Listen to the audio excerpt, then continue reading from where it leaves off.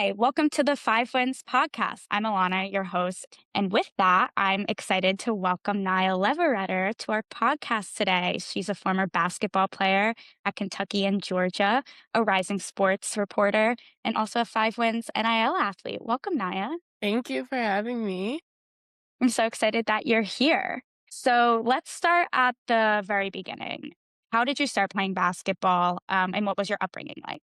Yeah, so I started playing basketball when I was 5 years old. My dad was in the military, so we lived in Okinawa, Japan at the time. We lived on an Air Force base, but he worked on Army base because he was in the Army. And I started playing basketball in this youth league along with my older brother.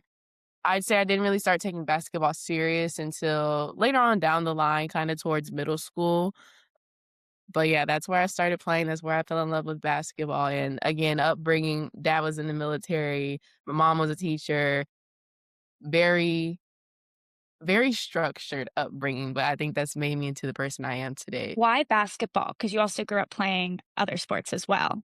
Yeah. So I ended up playing volleyball too in middle school, and I played club volleyball and AAU basketball. I really can't pinpoint an exact difference of why I chose basketball over volleyball, but I know some things were like important factors, including club volleyball was like 5 times more expensive than basketball. So it's just like I'm more likely able to really see some longevity with basketball. And then also recruiting for both sports was just very different. So in basketball, I was being recruited in like 6th grade when I was playing AAU, but volleyball was just so different. And you might be on a really good team, but you're still not going to super big tournaments every weekend like you are for basketball. So it just made more sense for me to go down the basketball route. So then you ended up at Kentucky. Tell us about your recruitment, how you ended up there, and then also you transferred to Georgia after 4 years. Yeah. I can't remember exactly what grade I was in. I just remember I went to Run for the Roses tournament, which was in Louisville, Kentucky. And soon as I was driving back, or not driving, I couldn't drive at that point when I was riding back with my parents. I got a call from it was Matthew Mitchell. He was the head coach at Kentucky at the time. And we were kind of like driving past Lexington, I think, too, which is like really funny. But that's when he called and I got the offer to go to Kentucky. After that, just being on the phone with all the position coaches and staff and things like that, I could just tell like this was a really good place for me to be. I didn't want to go far because I lived in South Carolina, but everything was fine. Basketball was fine. They treated me like a great human being even off the court, and then on the court, like, they took basketball very seriously, and then academics was big for me too.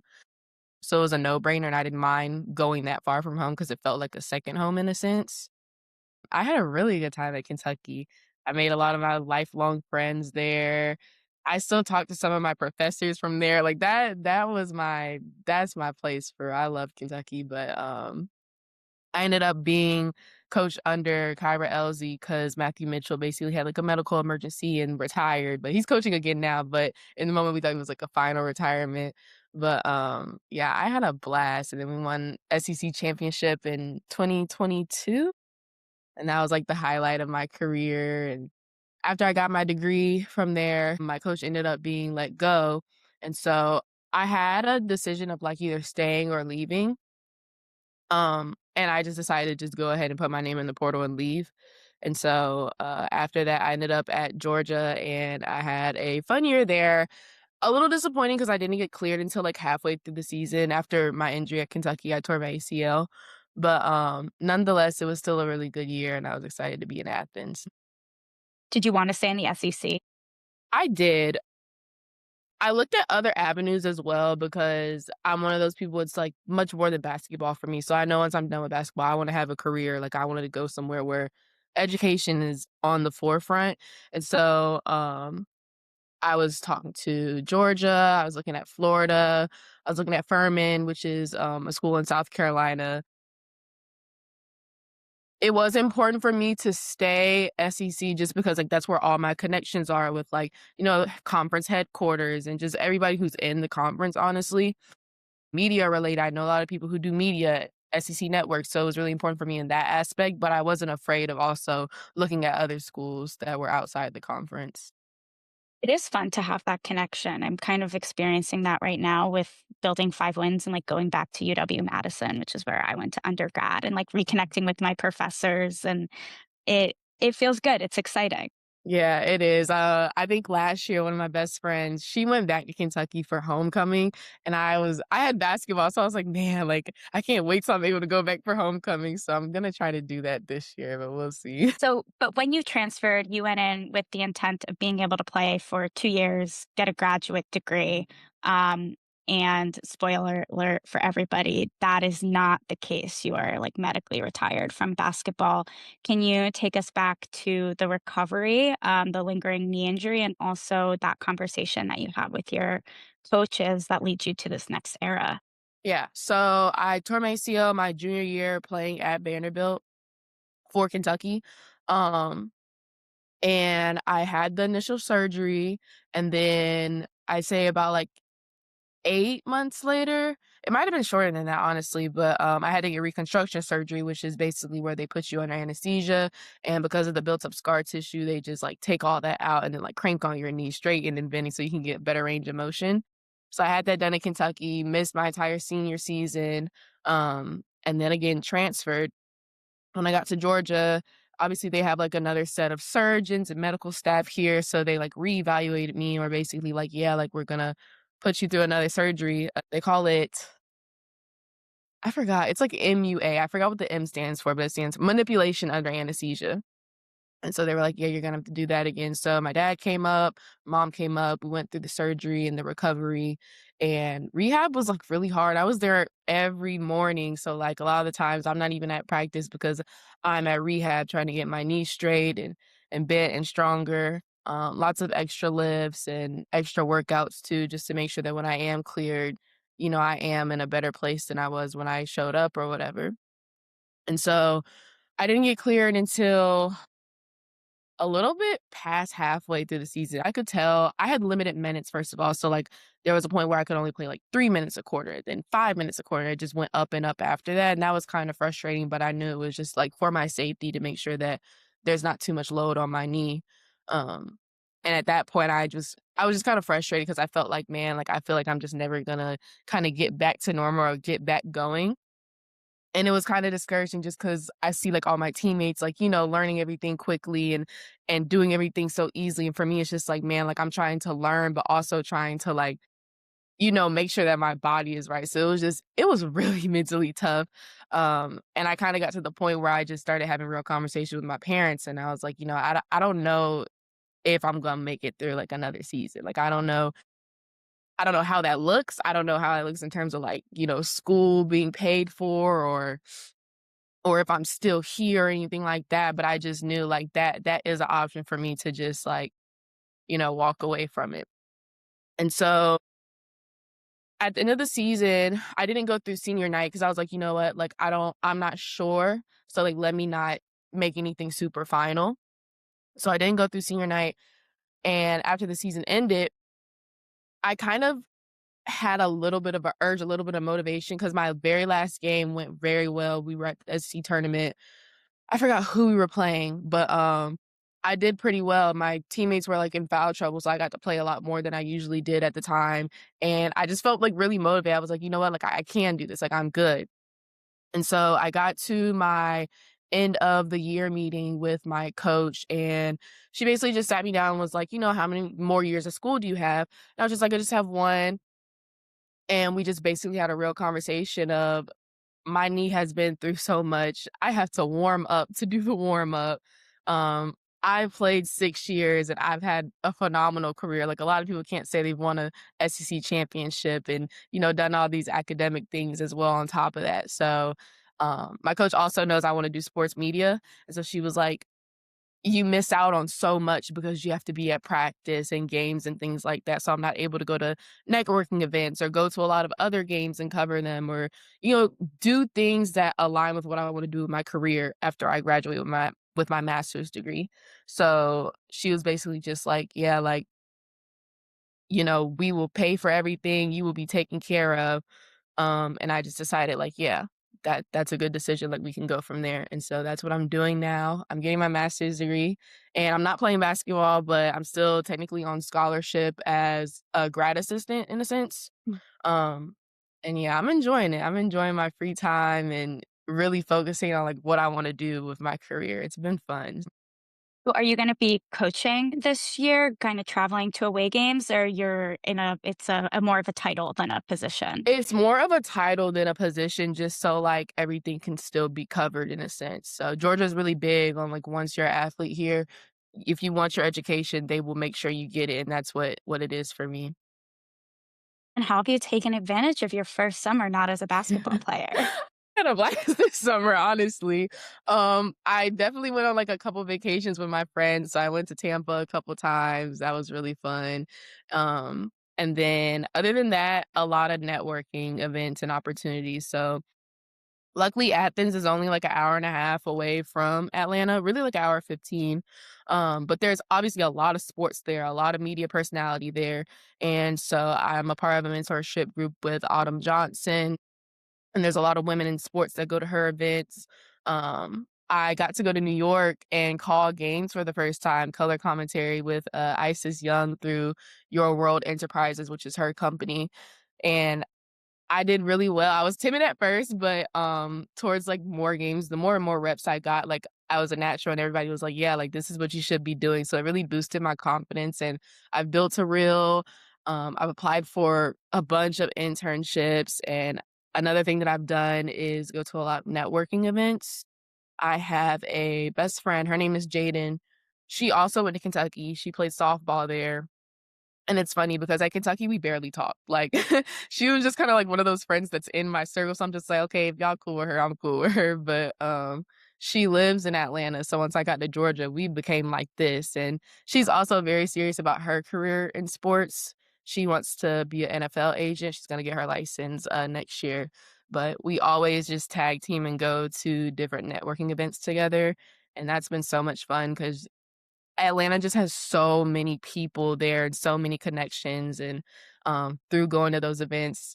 I think last week she was literally, like, in the box at the, South Carolina game with the owner of the Atlanta Falcons, like, just abnormal things that happen because we go to these events.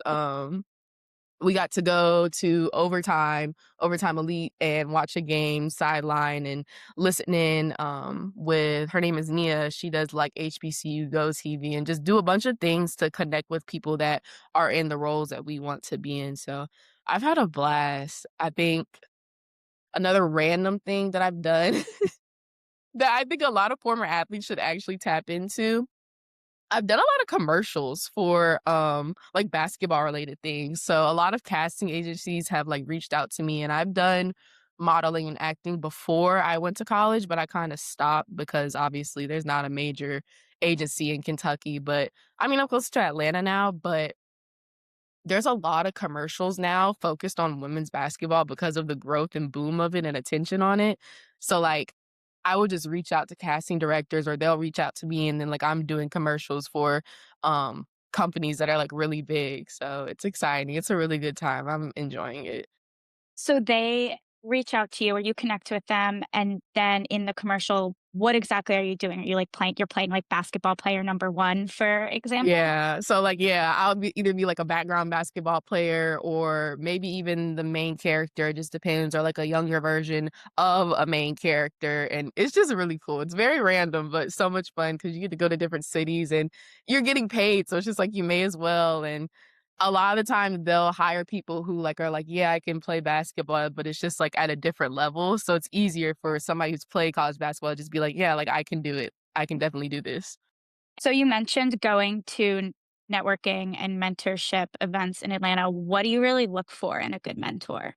Yeah, and a mentor, I look for somebody that doesn't mind reaching back and helping somebody like me. As a student athlete, I haven't had a lot of time to dedicate to actually building my reel and my portfolio, whereas maybe a non-student athlete has and has a lot of content behind them and, driving their career. So I just look for somebody that doesn't mind reading, watching anything that I've made or created or posted so that I can make sure it aligns with what I wanna do and it makes sense and readers and viewers can connect with it. So, just somebody who doesn't mind reaching back and making sure that I'm on the right path, doing things the right way, and it's actually interesting and, um, something that people want to listen and lock into. What did you end up, like, learning this summer from all these experiences, both the professional networking, but also the fun you had being in commercials and still being Yeah, on campus, and you're still involved with the basketball team, it yeah, sounds like. What are some of those, like, takeaways? yeah. Uh, I think the main takeaway for me is that I've just realized there's so many different parts to me, and so when I was playing, like I said, when I was being recruited, I knew it was bigger than basketball for me. It's about basketball, and then it's about life and my career in terms of sports media. But I've realized there's so much more outside of that besides those, I guess, 2 sides of me. Like, I have so many sides of me and so many interests, and it felt like when I got done with basketball, okay, I just have to lock in completely to sports media, but there's so much. Like, I'm able to see my family, I can pour more time into them now. Um, like I said in one of my, pieces for 5 wins last year, like, devotion and journaling, like, I have so much time for that now. Um, I don't know, there's just so much opening up for me, so many doors that don't even have anything to do with basketball or sports media, and that's what I'm really taking away is, like, I can do everything, I can do a little bit of everything, and that's okay, whereas I felt like before I had to be locked into just 1 or 2 things. That's so interesting because I know in school, you were, like, really diligent about, like, taking on internships and being, like, a leader on campus, knowing that unfortunately, no matter what happened, that basketball would end one day, but it sounds like now it's you always were acting as a complete person, but now there's, like, another layer in there of, Yeah. like, what's the fun that Naya gets to have? Like, what's the travel? What's the, going to happy hour on an Atlanta rooftop bar? Because I imagine Yeah. there's many. Yeah. No, that's so real. Like I said, I have a best friend. She's out of college, so it's like we're doing the same thing right now, but one of us is in college and then she's not. So like we're both discovering like, okay, like we have to go out and make friends. We don't have an organized team that's already been made for us. We don't have designated friends anymore, so we got to go out and make friends and make connections, but it's been so much fun. The joke is always that, like, when you graduate college and you move to a new city, what you do is you play kickball, like recreational kickball, and that's Yeah. how you make your friends. That's funny. I've heard that. I've heard, like, the student athlete to, 5K marathon pipeline is, like, really big. I haven't done that yet. What else have I done in terms of, like, working out? I've done hot works, I've done hot Pilates and hot yoga, which I actually enjoy. I wasn't expecting that, but yeah, you figure it out. But in theory, like, it is nice. Yeah. So what type of sports reporter do you wanna be, and how is your master's, like, helping you with that in the classroom? Yeah. So I want to do color commentary and sideline reporting. I guess my end goal at the end of the day is to host a sports show.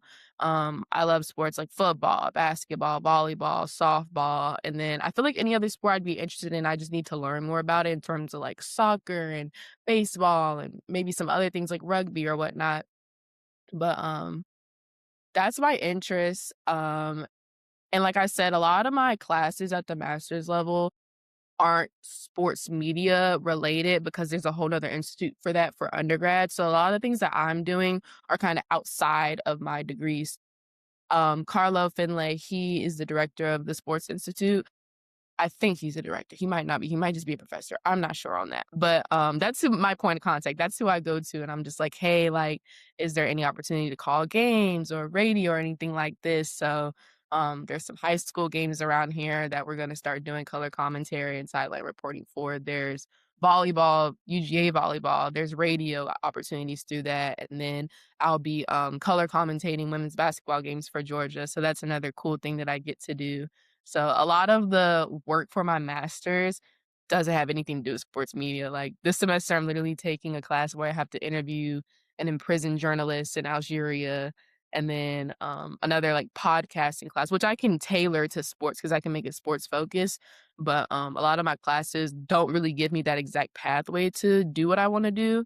But there's so many people in the building at Grady, that's the journalism school here that will help you. If you wanna do something, just go talk to somebody and they're gonna give you a plethora of, like, opportunities and avenues. Well, hopefully it makes you like a more well-rounded journalist as well. Yeah. Because I think it's the same with sports where like we force kids to specialize at a really young age. I think Mhm. we do the same thing in universities where like you come in, you have to pick a major, you're kind of stuck with it regardless. I know I felt that way sometimes being like I wanted Yeah. to take every class Yeah. possible. Obviously it didn't happen. I had 4 years, right? 2 majors. Um but you know, it is so valuable to have those experiences that you're like, I might not take this into my next job Mhm. directly. And ultimately, as long as you're like a lifelong learner, right, you're gonna Right. keep learning. It's like, Yeah. I don't know what I remember from exactly from college, but I I don't know either. it was but I like know it was foundational. Yeah. No, that's real. Me and my dad were just talking about that because he was asking me I went home. I get to go home a lot more now. I get to go home on the weekends, but, he was asking me if, like, I'm glad I picked journalism, and I'm like, "I really am," because I feel like I learned a little bit about everything, and I'm just so much more in tune with everything that's going on in the world, and I feel like if it were to have been sports focused, I wouldn't care about any of that because I've learned so much through journalism and communication. It's like, not only do I understand the world a lot better, I understand people a lot better too, and that will help in my career, so it just made me more well-rounded. Uh,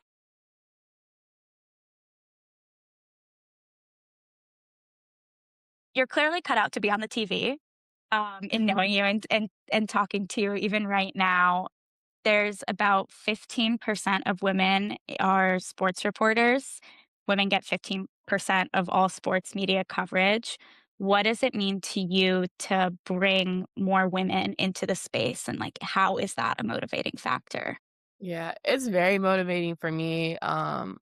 I feel like I didn't even realize sports media was a career path until I got to like middle school when I started doing the news show. And I thought, okay, I have to go work at a news station if I want to do sports. And like, that's it. That's where my career ends. But I've been able to see so many other women because I played basketball come to our games. They're calling games. I see them on Instagram. They're calling WNBA or NBA games or they're hosting a show or a podcast. And I'm just like, there is like a whole 'nother world outside of just local TV sports. Like, I could actually do this, like, I could do something with this. So, that's my motivating factor, just trying to open other doors for, I guess, other little girls to see, like, "Okay, you can do this." And I feel like it was the same thing for basketball, honestly. Like, I'm playing basketball, but I know there's little girls looking up to me. I wanna do sports media, but I know there's so many other people that are gonna come after me that don't know what they wanna do with their career, and then I could be this person that they look up to, and I would be so happy to give back. I was talking earlier about Autumn Johnson. Her whole organization is literally dedicated to that, and that's something that really drives me because I go to these events and I see other girls, other women who are in sports media jobs or sports business women, and it's just like, there's so many of us, like, we like, this is really good, like, it's growing, and it's not just, people saying it's growing and there's no evidence, like, no, I'm in a room with like 60 people and it was like competitive to get the tickets to come here. So that's really motivating for me. I think another thing that's motivating in terms of women in sports media is my experience. My best friend and I have always talked about this.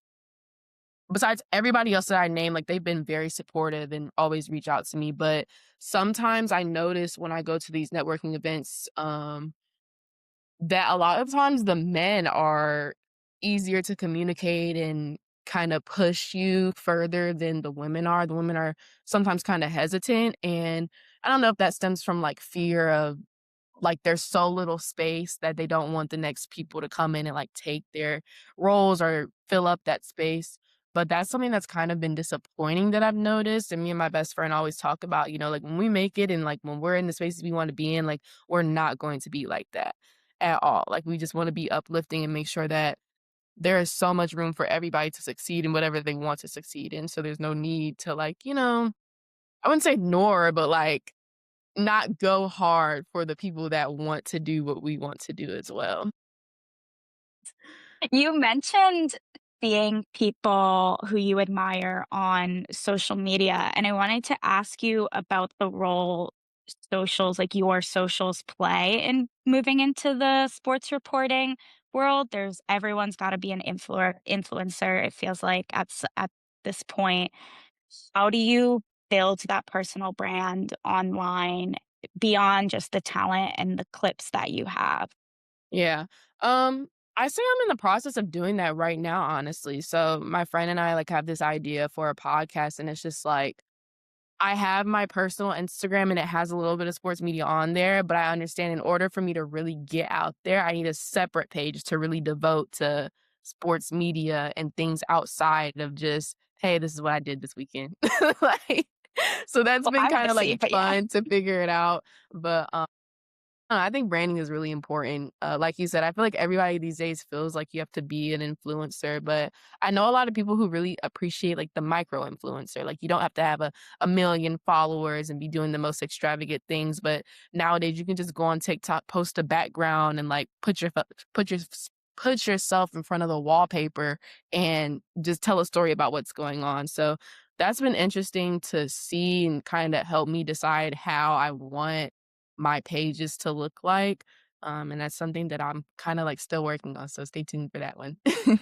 I'd say the one person who does that phenomenally is Autumn Johnson. Again, that's the one that does the mentoring in Atlanta, but same thing, she does, like, college road trip for NCAA March Madness, and, same thing, she'll just do, like, what's in my bag for a color commentary or sideline reporter, or, there was one video she had a shoebox full of every single credential that she's had since she started working in sports media, and I thought that was really cool just to see, but she also shows us like a travel day and how she resets before the big morning, before a big game happens or anything like that. So that's been really cool to see. I'd say another person I really love, her Instagram is Miss Basketball. Her name is Christina, but she is like so energetic and she does a lot of brand partnerships.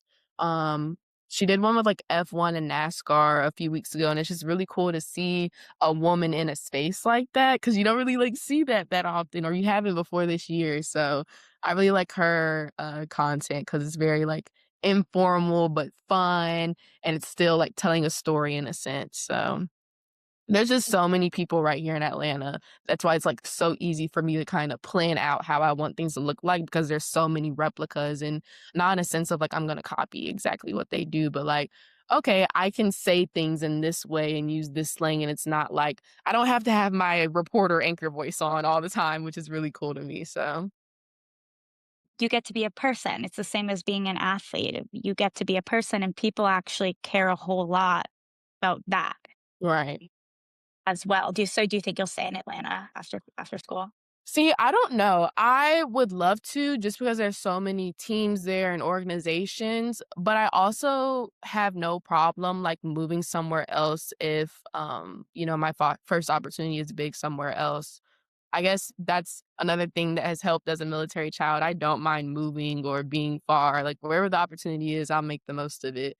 I would love to stay in Atlanta though, just because I feel like I haven't really fully dived into it because 'cause I'm all the way in Athens, but that would be really neat if I could, but I know other areas in sports are growing, like Charlotte, and there's so many WNBA teams coming out, and I'm also getting interested in other sports, so that even widens, like, my field of where could I end up, so, yeah, I don't As you move into this next phase of life, what have the relationships that you've forged through basketball, your teammates, your coaches given you, and how are you gonna, like, take those lessons forward? Yeah, it's given me a lot, in terms of my teammates. I always tell people, like, teammates are the sisters you never really asked for, but, like, thank God they're recruited at the same time. Because all my teammates at Kentucky I still talk to, I still keep up with. A lot of them are either still playing college basketball or overseas playing professionally, and it's just really cool to see that, and we're all still, like, connected and talking to each other. I remember last year after I transferred to Georgia, I was getting my hair braided, and, like, we were just in a big group chat on FaceTime, like 15 of us from Kentucky just talking about like, "Y'all, like, what's going on now? Like, what are y'all doing?" But no, those are like my sisters, and then at Georgia too, still being close with a lot of my teammates that I played with. And then in terms of coaches, I'm so thankful I had the coaches that I had because 'cause I've been able to grow some really good relationships or build really good relationships, and so at Kentucky. Coach Elsie and all my assistant coaches always vouch for me in terms of things like internships or leadership positions. And that really did a lot for me in terms of meeting who I've met to get me into rooms I've been in. And then at Georgia, just the thought of A to realize sports media is what she wants to do. So like I'm gonna connect her with these people and these opportunities to make sure that that happens. So it's done a lot for me, not just at a conference level, but even a national level too, that I've really enjoyed. I think another thing that I didn't realize was gonna be so important too was the alumni. So even people that I haven't played with, but they've just played at the schools I've played with, and because of that, we have another relationship, and like they'll also vouch for me, and that's amazing. And I'm just thankful that the schools I went to, the coaches that I've played for, and the culture around these schools has really helped in that sense. It's pretty rare, seemingly, right? You get a lot of horror stories. I know there was a Yeah. big trend on TikTok in the last 6 months.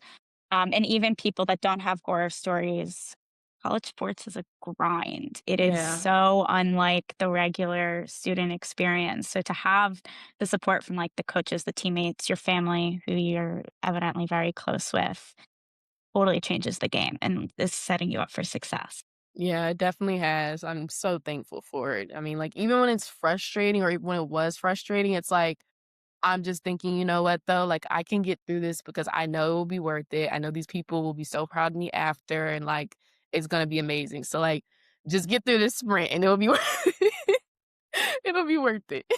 You can sleep later. Yeah. Okay, Naya, let's do a round of quick fire questions. Ready? Okay. Dream person to interview. Elena Deladon. Sweet or sour? Sweets. Who can pick, right? Last good movie or TV show that you watched? The Terminal List on Amazon Prime. What's the favorite place you've ever visited? Ooh, Tampa or New York. I'm gonna go with I spent the whole summer in New York. I'm gonna go with Tampa because I had a blast in just the weekend, so I'm gonna say Tampa. That's Did my you go? favorite city. Mm. Yes. And you're a gamer. What's your Yeah. favorite video game, right?